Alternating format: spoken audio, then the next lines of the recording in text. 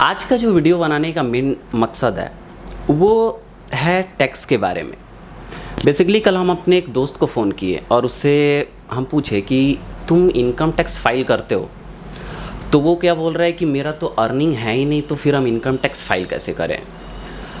तो फिर मेरे मन में एक क्वेश्चन आया कि ऐसे बहुत सारे लोग होंगे जो इसी मिथ में जी रहे होंगे कि अगर मेरा इनकम नहीं है, मतलब उनको लगता है कि कुछ इनकम है ही नहीं, मतलब ज़ीरो है, तो उनको लगता है कि अगर हमारा ज़ीरो है या फिर ज़ीरो से ऊपर है तो फिर हम इनकम टैक्स फाइल क्यों करें।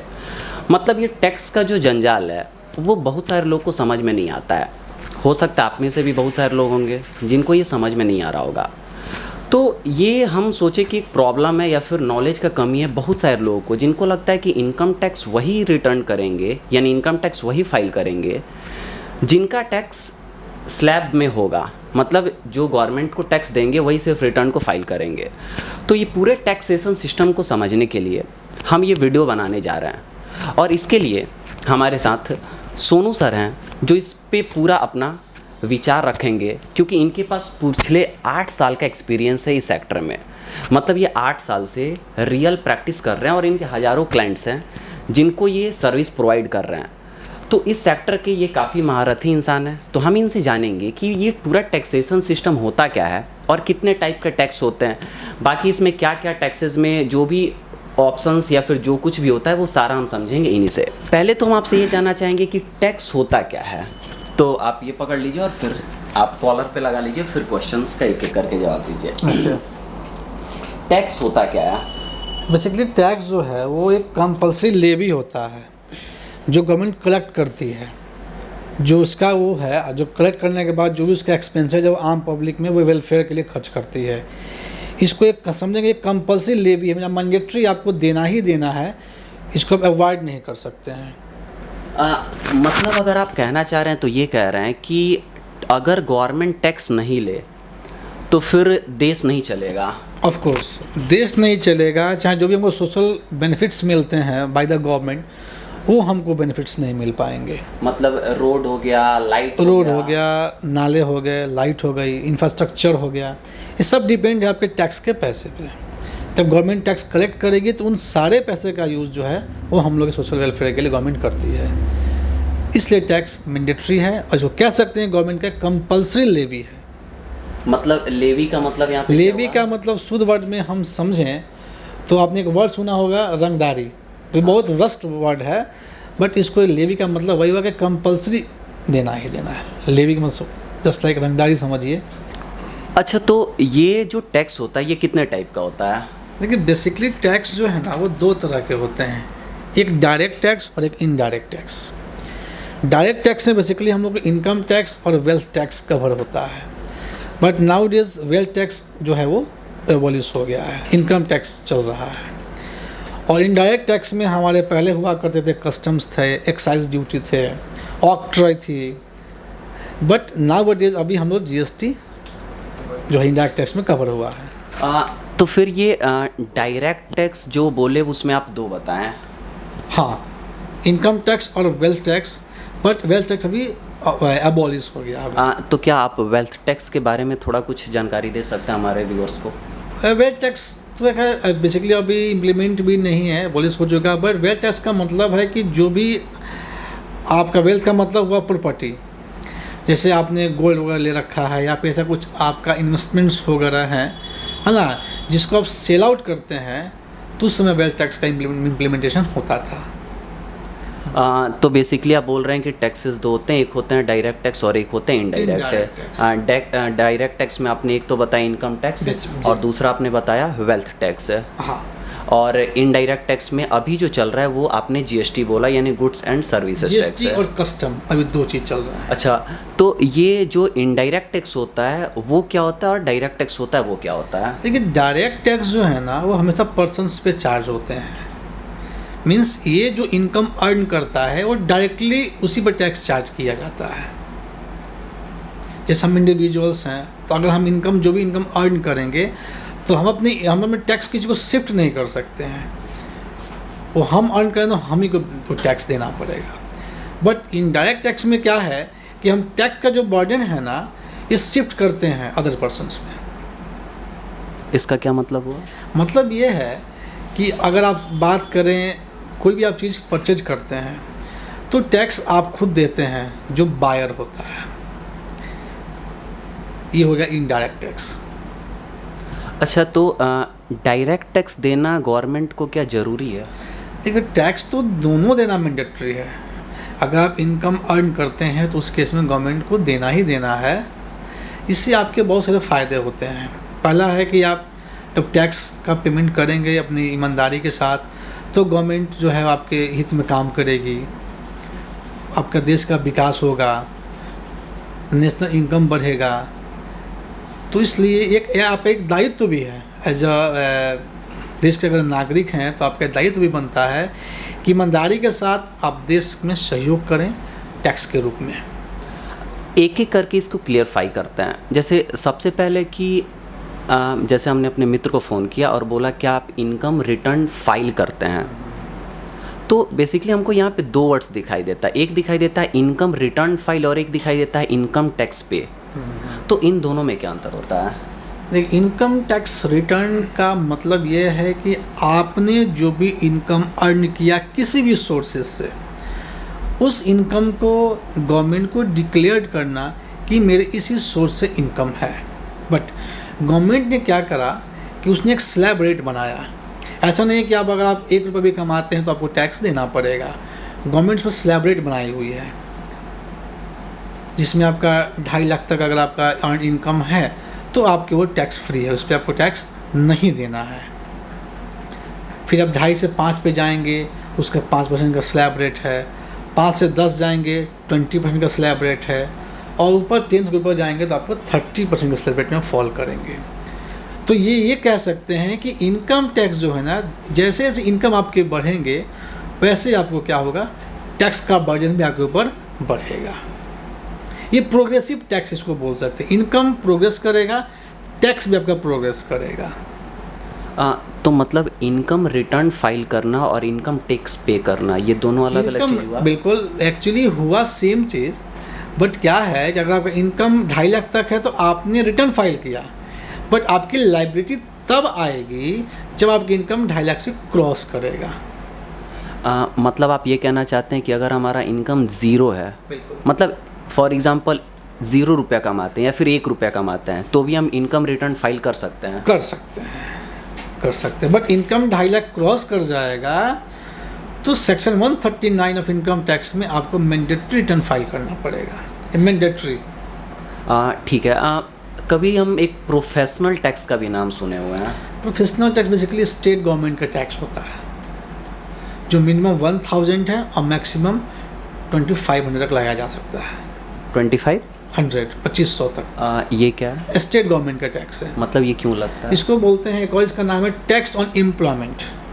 मीन्स अगर आप कहीं एम्प्लॉय हैं, किसी कंपनी में या किसी जगह आप काम कर रहे हैं, गवर्नमेंट सेक्टर में हो या किसी सेक्टर में हो, तो जो एम्प्लॉयमेंट होता है ना, उस पर आपको टैक्स देना पड़ता है स्टेट गवर्नमेंट को। जैसे इसको थोड़ा एग्जांपल के द्वारा। जैसे मान लीजिए कि आप किसी कंपनी में काम कर रहे हैं, कंपनी आपको सैलरी दे रही है, मीन्स वो क्या होगा, आप वहाँ पे एम्प्लॉय हैं तो इसको क्या बोलेंगे, एम्प्लॉयमेंट बोलेंगे, है कि नहीं।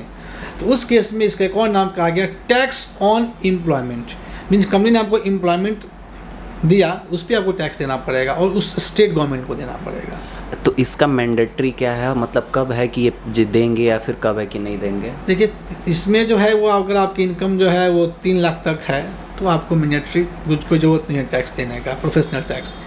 3 से 5 के बीच में अगर आपका इनकम है तो 1000, 5 to 10 अगर आपका इनकम है, 5 से 10 के बीच में आपका है तो 2000 देना पड़ेगा। और 10 लाख के ऊपर अगर आपकी इनकम होता है तो मैक्सिमम जो है सैलरी 2500 का आपको टैक्स देना पड़ेगा।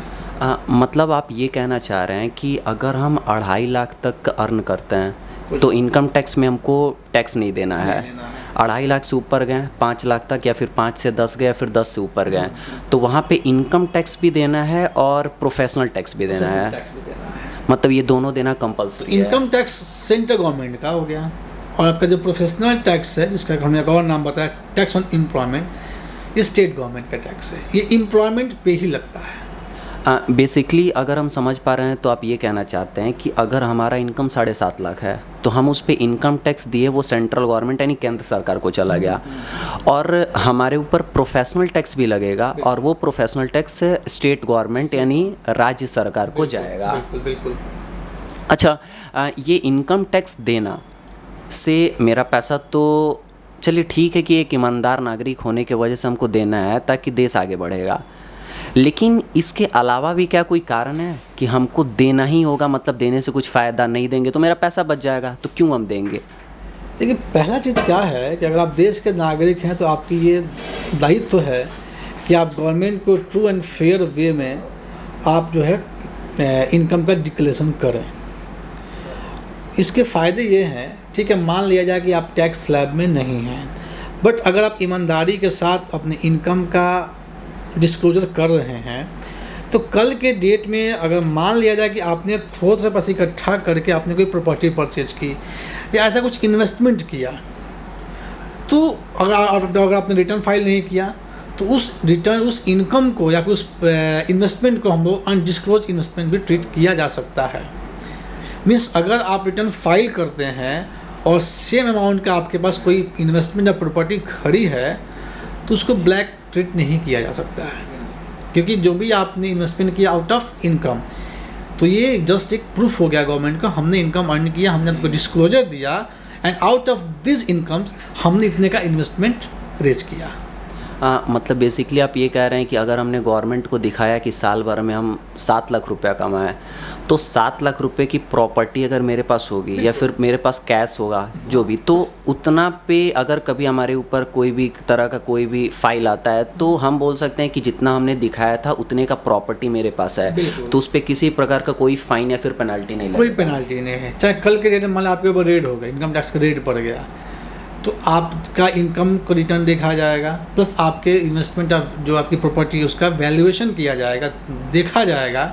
अगर दोनों मैच्ड है तब तो बिल्कुल सेफ है, बट अगर आपका इनकम कम है, इन्वेस्टमेंट ज़्यादा है या प्रॉपर्टी ज़्यादा है, उस केस में आपके साथ समस्या खड़ी हो सकती है। अच्छा, जैसे इसमें एक भी और भी सवाल आता है कि जैसे मान लीजिए कि मेरे पापा का संपत्ति है तो वो भी तो मेरा ही हुआ, तो उस केस में जैसे हमने कमा के कुछ संपत्ति खरीद लिया या फिर मेरे पास कैश है, हो सकता है वो पापा का हो सकता है वो ज़मीन पापा को, तो इसको कैसे, मतलब एक बार थोड़ा समझाइए आसान भाषा में। फिर से क्वेश्चन पूछिए। जैसे मान लीजिए कि ज़मीन हो सकता है कि मेरे पापा हमको दिए हों, मेरे नाम से कर दिए, या फिर उनका पैसा मेरे अकाउंट में हो, या फिर उनसे पैसा लेके हम कहीं इन्वेस्टमेंट कर दिए हैं, तो और हम अपना इनकम रिटर्न फाइल नहीं किए हैं, तो उस केस में कैसे इसका सारा वैल्यूएशन है, फिर कैसे क्या है? ठीक है, आपके पापा हैं, आपके पापा ने आपको कैश पेमेंट कर दिया, ठीक है, या फिर आपको कोई प्रॉपर्टी दे दी, तो जब भी आपको कोई प्रॉपर्टी मिलेगी या फिर कैश दिया जाएगा वो एज ए गिफ्ट होगा। हाँ, तो जो प्रॉपर्टी हमको मिलेगी वो गिफ्ट डीड के थ्रू हमको मिलना चाहिए, ठीक है। दूसरी चीज़ क्या है कि पिताजी ने हमको कैश दिया, तो कैश का कोई सोर्सेज नहीं हो सकते हैं, इसको आप प्रूफ नहीं कर सकते हमारे पिताजी ने हमको कैश दिया। उस केस में अगर पापा आपके अकाउंट में पैसा ट्रांसफ़र करते हैं, व्हाट एवर द अमाउंट, अगर इवन आपको करोड़ रुपये भी अगर ट्रांसफ़र करते हैं, उस केस में आपको कोई इसमें दिक्कत नहीं है और आपको उस पर टैक्स नहीं देना है, क्योंकि वो आपको इनकम है एज ए गिफ्ट है। बट अगर आप उस पैसे को अगर आपने कहीं इन्वेस्टमेंट कर दिया अपने नाम से, या बैंक में फिक्स डिपॉजिट कर दिया, या फिर कोई म्यूचुअल फंड में इन्वेस्टमेंट कर दिया, वहाँ से जो आपको इनकम अर्न होगा ना, वो इनकम पे आपको टैक्स देना पड़ेगा पर्सनली। मतलब बेसिकली आप ये बोल रहे हैं कि पापा या फिर फैमिली मेम्बर कोई भी अगर हमको कोई एसेट, चाहे वो कैश हो चाहे वो ज़मीन हो, कुछ भी वो दे रहा है, तो वो एक डिड के थ्रू होना चाहिए। अगर ज़मीन है, संपत्ति है तो, और अगर पैसा है तो वो अकाउंट ट्रांसफ़र होना चाहिए, तभी हम जस्टिफाई कर सकते हैं ऑफिसर के सामने, अदरवाइज़ हम नहीं कर सकते हैं। कैसा कोई सोर्स नहीं हो सकता है ना। और एक और इनकम टैक्स में कॉन्सेप्ट है, एक पिन मनी का कॉन्सेप्ट है। पिन मनी का मतलब है कि अगर हस्बैंड वाइफ है, हस्बैंड इनकम अर्न करता है और उस छोटे छोटे अमाउंट अपने वाइफ को देता है कि भैया से तुम घर का खर्च चलाना, और वाइफ पैसे को बचा के एक अच्छा खासा अमाउंट इकट्ठा कर लेती है, तो वो उसका इनकम नहीं हुआ, उस इनकम पर टैक्स नहीं लगेगा। बट वाइफ ने अगर उस इनकम को कहीं इन्वेस्टमेंट कर दिया ना, तो उसका नेचर बदल जाता है, और उस इनकम पर जो उसको इनकम होगा, उस इनकम पे वाइफ के हैंड में टैक्स जाएगा। मतलब अगर हम समझाने की कोशिश करें तो आप ये बोल रहे हैं कि जैसे मेरे पापा ने हमको कोई भी पैसा या संपत्ति गिफ्ट किया तो उस पे टैक्स पे करने की लाइबिलिटीज़ मेरे पापा की बन गई, और वो हमको गिफ्ट किए तो हमको उस जैसे करोड़ों रुपए गिफ्ट कर दिए तो हमको उस पे टैक्स नहीं पे करना नहीं, है। बिल्कुल पे नहीं करना है। वो पापा पे किए हैं या नहीं किए हैं वो समझेंगे। मतलब आप समझ पा रहे होंगे कि कैश पैसा लेना भी बहुत ज़्यादा खतरनाक है। बिल्कुल है। ये चूँकि कैश को आप प्रूफ नहीं कर सकते हैं, ये बहुत टफ क्वेश्चन है कि आप कैश को कहीं प्रूफ नहीं कर सकते कि किस सोर्स ऑफ कैश हमको आया। मेरी ब्लैक इनकम भी हो सकता है, तो इसलिए कैश लेना और कैश देना ये बिल्कुल प्रोहिबिटेड है। अगर आप किसी को भी एज अ लोन देना चाहते हैं तो वो कैश में अलाउड नहीं है, वो उसको अकाउंट के थ्रू ही ट्रांसफ़र करना होगा, और जब भी आप लोन रिटर्न उससे लेंगे तो ही अकाउंट के थ्रू लेना होगा। मीन्स कहने का मतलब ये है कि कैश लेना और कैश देना बिल्कुल प्रोहिबिटेड है एज पर द लॉ। अगर आपका कोई सप्लायर है, सप्लायर को भी आप कैश नहीं दे सकते हैं। उसका लिमिट किया गया है कि एक दिन में मैक्सिमम 10,000 तक आप उसको कैश दे सकते हैं। उसके ऊपर जो भी अमाउंट आपको देना है वो अकाउंट पे ही चेक के थ्रू देना है, या बैंक ट्रांसफ़र करना है, या किसी मोड से आप दे सकते हैं, डिजिटल मोड में, एक्सेप्ट कैश। तो इसके लिए जैसे जो भी फाइल होता होगा पोर्टल पे यानी इनकम रिटर्न के लिए, तो उसके लिए कैलकुलेशन होता होगा, तो हमको लगता है कि बैंक अकाउंट होगा उसी को ऐड करके होता होगा। तो ये कैसे होता है, क्या इसका रूल फार्मूला बेसिक अगर आपको बताएं तो? बेसिकली एक्चुअली जो भी आपके अकाउंट में ट्रांजेक्शन्स होते हैं। पहले एक सवाल कि अगर हम ITR रिटर्न कर रहे हैं तो मेरा बैंक अकाउंट होना ज़रूरी है अगर हमको अपना फाइल करना है तो? हाँ, बिना उसके आप रिटर्न फाइल नहीं कर सकते हैं। मतलब बिना बैंक अकाउंट और बिना पैन का रिटर्न फाइल नहीं बिल्कुल नहीं, मैंडेटरी है।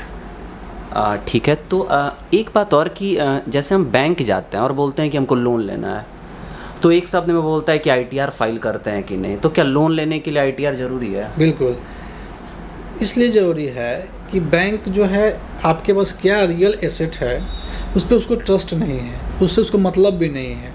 आप एक करोड़ों की संपत्ति है तो उससे मतलब बैंक को नहीं है। बट आपका जो एक्चुअल इनकम क्या है, आपका इनकम रेगुलर वे में आ रहा है कि नहीं आ रहा है, इसका जस्टिफिकेशन आप बैंक अकाउंट के थ्रू ही कर पाएंगे कि आपके अकाउंट में क्या ट्रांजेक्शन है। बैंक उस ट्रांजेक्शन के बेस पर जब रिलाई हो जाती है तो आपको फिर लोन प्रोवाइड करती है। बैंक कभी इंटरेस्टेड नहीं रहती है कि आपकी प्रॉपर्टी को मॉर्गेज करके हम लोन का रीपेमेंट ले लेंगे, बट ऐसा इसलिए रिटर्न फाइल करना जरूरी है। रिटर्न के बेस पे ही बैंक आपको लोन प्रोवाइड करती है। मतलब एक भीख मांगने वाला भी इनकम टैक्स रिटर्न फाइल करना नहीं, इनकम टैक्स रिटर्न फाइल तो रिक्शा ठेला कोई भी कर सकता है, बट रिटर्न फाइल करने के बेस पे बैंक आपको लोन नहीं देती है। रिटर्न फाइल के अलावा आपके बैंक का ट्रांजैक्शन देखती है कि आपके बैंक में ट्रांजैक्शन क्या स्थिति है। दूसरा चीज़ क्या है कि आपके बैंक अकाउंट में पैसा कितना दिन होल्ड रहता है। बहुत सारे फैक्टर्स होते हैं, इन फैक्टर्स पे आपको लोन बैंक देती है। ऐसा नहीं है कि सिर्फ ITR के बेस पर तो कोई रिक्शा ठेला वाला, कोई भी एक आम आदमी भी लोन ले सकता है, बट बहुत सारे फैक्टर्स होते हैं जो बैंक देखती है। अच्छा, जैसे मेरे अकाउंट में मान लीजिए अगर लाखों करोड़ों का ट्रांजैक्शन हुआ, जैसे फॉर एग्जांपल 1 करोड़ का हो गया कि कोई पैसा भेजा, अकाउंट में कुछ कैश जमा किए, तो जैसे मान लीजिए कि अगर हम 20 लाख नहीं 50 लाख कैश जमा कर दिए, वो पैसा हम किसी और से लिए और फिर हम जमा किए अपने अकाउंट में किसी थर्ड पार्टी को ट्रांसफ़र करने के लिए, तो अकाउंट में तो वो भी मेरे शो हो रहा है, लेकिन वो तो मेरा इनकम है नहीं। जैसे आप हमको दिए कि बाबू इसको डाल दो, तो हम किसी और को डालने के लिए आपसे लेके कर दिए, लेकिन वो तो मेरे अकाउंट में शो हो रहा है। तो फिर ये इनकम टैक्स का कैलकुलेशन एक्चुअल होगा कैसे कि कितना हम डालें, कितना मेरा है, कितना किसी और का है, कैसे होगा फिर? इसमें अभी आपको मैंने बताया कि आप जो कैश का सोर्स नहीं है, आप जो इनकम जो अपने अकाउंट में पैसा आप डाल रहे हैं, जैसे हमने चर्चा किया 50 लाख पर डाल दिया, तो इसका सोर्स क्या है, किस सोर्स से आप पैसा डाल रहे हैं। अगर आपका बिजनेस कोई होगा तो ही तो आप कैश सेल करते हैं, उस पैसे को आप डाल सकते हैं। तो अगर आपका बिजनेस है तो आपको GST चाहिए, GST का रिटर्न चाहिए, तो ही तो आप कैश सेल करके पैसा पर डे अकाउंट में अपने डालेंगे। अदरवाइज क्या प्रूफ है, कैश कहाँ से आप ला रहे हैं, क्या बताएंगे आप? मतलब जितना कैश डाले वो सब मेरा इनकम में हो जाएगा? बिल्कुल, जो भी आपने बैंक में कैश डिपॉजिट कर दिया वो टोटल आपका इनकम का पार्ट है। इसके अलावा अगर आप कैश डिपॉजिट कर, इनकम तो है ही, बट गवर्नमेंट डिपार्टमेंट भी आपसे क्वेरी कर सकता है कि आपने किस सोर्स से जो है वो कैश डिपॉजिट किया है।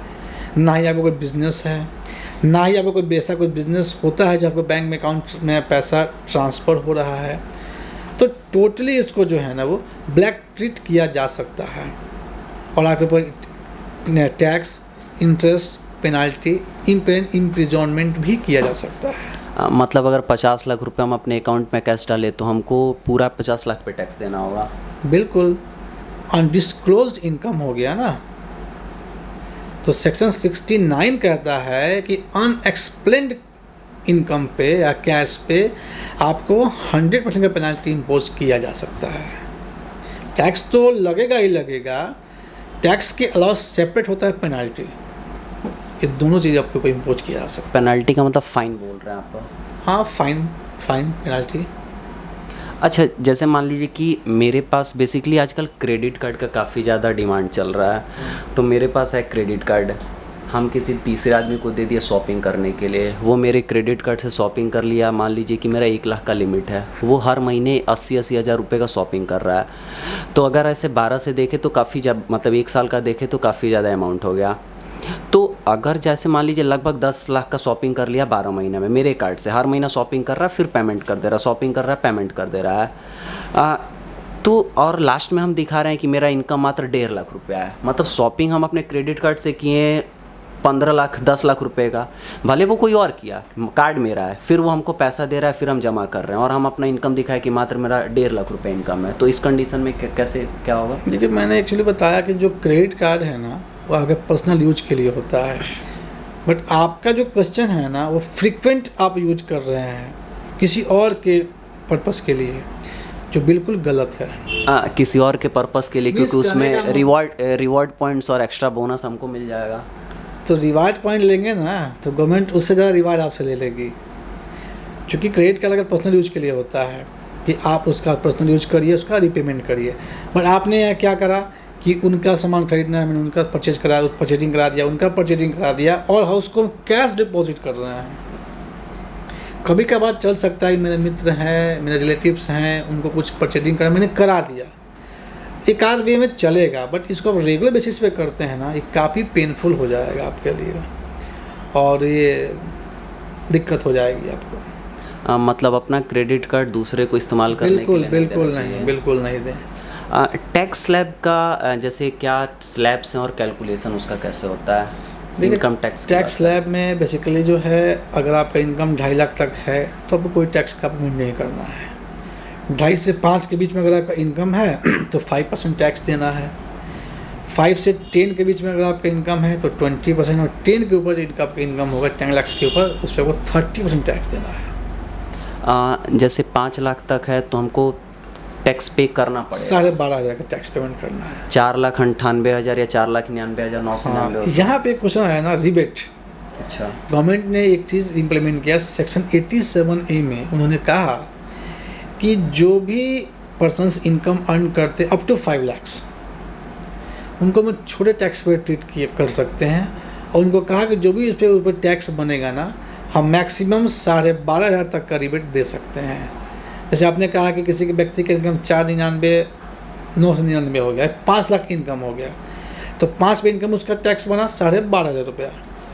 तो 87A में जो है वो रिबेट ले सकता है, उसका टैक्स लिबिलिटी उसकी नील हो जाएगी।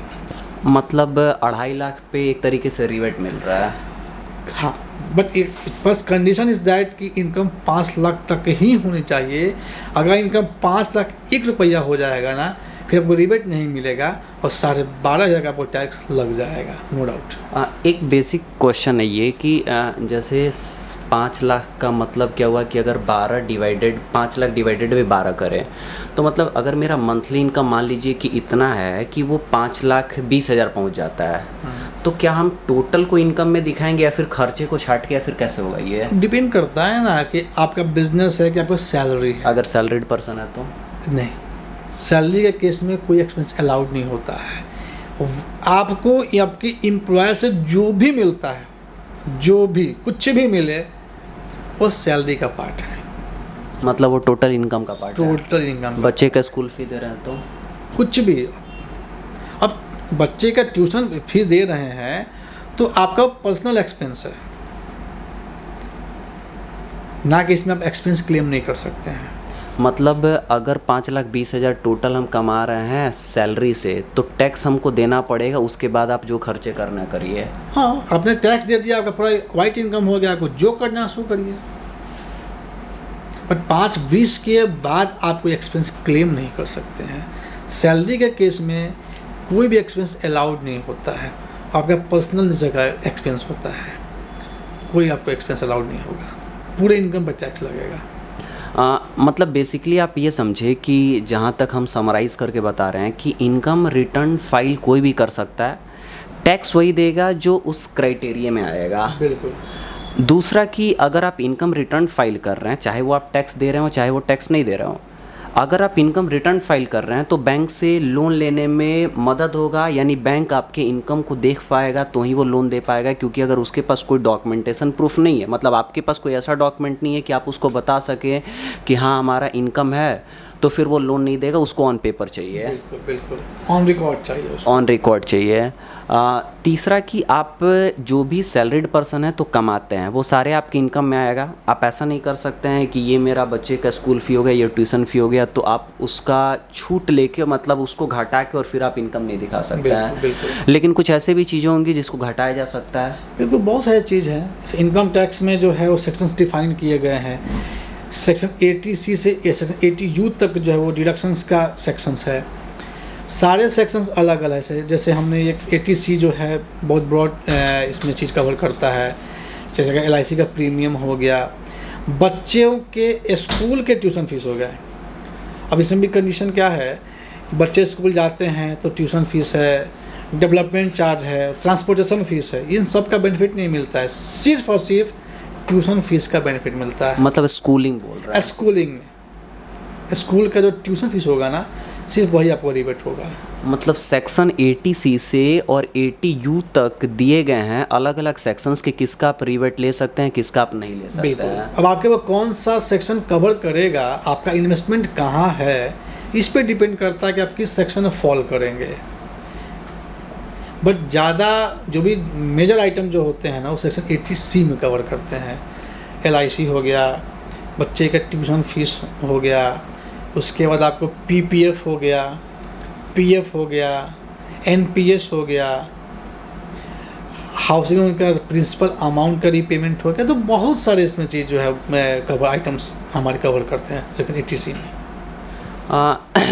तो अभी बेसिक जानकारी हमको लगता है कि आपके द्वारा मिल गया होगा, और आपके जानकारी से हम भी काफ़ी संतुष्ट हैं। कुछ ऐसे बातें जानने को मिली जो हमको भी नहीं पता था। और देखिए क्या है कि ये कुछ ऐसा नॉलेज है जो हमको लगता है कि देश के हर एक नागरिक को पता होना चाहिए, ताकि वो अपने फाइनेंशियल चीज़ों को अच्छे से समझ सकें। क्योंकि बेसिकली है क्या कि हमारे देश में पैसा सब कोई कमाते हैं, लेकिन फाइनेंशियल लिटरेसी नहीं होने के कारण उनको दिक्कत आ जाता है। कारोबार वो करोड़ों का करते हैं, लेकिन बैंक में जाते हैं लोन लेने तो उनको लोन नहीं मिलता है, क्योंकि वो सारा धंधा अपना कैश में करते हैं, या फिर बहुत सारी ऐसी चीज़ें हैं। तो मेरा प्रयास है कि आप तक फाइनेंशियल लिटरेसी को पहुंचाया जाए, और आपको इम्प्रूव करने में, यानी आपके फाइनेंशियल लिटरेसी को इम्प्रूव करने में थोड़ा थोड़ा भी अगर इम्प्रूव कर पा रहे हैं तो शायद आपको काफ़ी ज़्यादा इससे बेनिफिट मिलेगा। तो ये था आज का एक वीडियो जिसमें आप इनकम टैक्स के बारे में बेसिक्स टू स्टैंडर्ड लेवल तक जाने। हालांकि अभी इसमें बहुत सारी चीज़ें हैं जो एक एक करके वीडियोज़ में हम कवर करेंगे। तो वीडियोज़ में आप बताइएगा कि आपको कुछ ऐसे डाउट्स हैं तो आप कमेंट में बता दीजिएगा, आपको इसका सॉल्यूशन दे दिया जाएगा। फिर नेक्स्ट वीडियो में अगर वीडियोज़ अच्छा लगा हो या फिर इंफॉर्मेटिव हो, तो फिर आप जो इन वीडियोस को देख के अपना इम्प्रूवमेंट कर सकता है, या फिर जिनको फाइनेंशियल लिटरेसी का हो सकता है उनके तक शेयर कर दीजिए, ताकि उनको भी इसका बेनिफिट मिल सके। सर आपको बहुत बहुत धन्यवाद हमारे इस चैनल पे इस इंफॉर्मेटिव वीडियो को पहुंचाने के लिए। स्वागत है आपका।